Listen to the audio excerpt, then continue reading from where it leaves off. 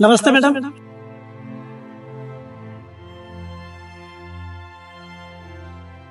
अरे सर आप नमस्ते। अरे क्या करे बेटा? अरे दीदी आपका दिमाग खराब हो गया है क्या? ये 2 कौड़ी के सिक्योरिटी गार्ड के आप पैर छू रहे हो? ईशु वो कोई गार्ड नहीं है, वो मेरे सर है, मैं उन्हें अच्छे से जानती हूँ। सर आपने मुझे अभी भी नहीं पहचाना। नहीं बेटा, मैंने नहीं पहचाना आपको।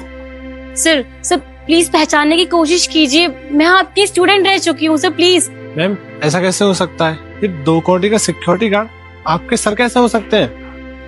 केशव, पहली बात तो ये कोई 2 कौड़ी के गार्ड नहीं है, वो मेरे सर हैं, समझे तुम? सर आपने अभी भी नहीं पहचाना मुझे, सर प्लीज मुझे पहचानिए, मैं आपकी स्टूडेंट हूँ सर। सर शिखा। नहीं पहचाना बेटा, मेरी समझ में नहीं आ रहा कुछ। अरे दीदी क्या हो गया है आपको? ना वो आपको पहचान रहे हैं, सिर्फ आप ही उनको पहचानी जा रहे हो। कभी पैर छू रहे हो, सर बोल रहे हो। अरे ठीक तो हो ना, आप कुछ भी बोली जा रहे हो। ईशु, जब कोई बात पता ना हो ना तो बीच में नहीं बोलना चाहिए। सर आप प्लीज एक बार याद तो कीजिए, सर आपने मुझे पढ़ाया लिखाया था, मैं आपकी फेवरेट स्टूडेंट हूँ शिखा, प्लीज सर। ओ शिखा, अब आ गया ध्यान पे।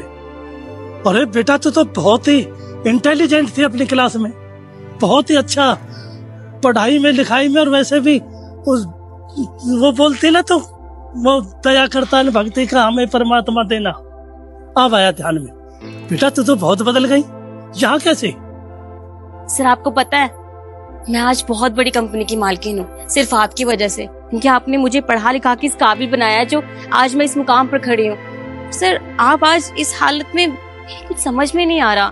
दी समझ तो ना मुझे भी कुछ नहीं आ रहा है, पता नहीं आप क्या करे जा रहे हो। अरे ये एक सिक्योरिटी गार्ड है और आप इतनी बड़ी कंपनी की ओनर है, एटलीस्ट अपने स्टेटस के बारे में तो सोचा होता। इनके मुंह लगी जा रही हो जब से।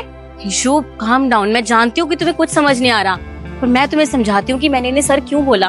तुम जानती हो, जब बचपन में हमें पापा छोड़ के चले गए थे, जब मैं 9th स्टैंडर्ड में थी, तब ये सर ही थे जिन्होंने मेरी मदद की। हमारे पास फीस तक के पैसे नहीं थे, तब इन्होंने मेरी मदद की थी। इन्होंने मुझे पढ़ाया लिखाया, मुझसे फीस तक नहीं ली, ताकि मैं पढ़ाई में आगे बढ़ सकूं, मैं कुछ कर सकूं।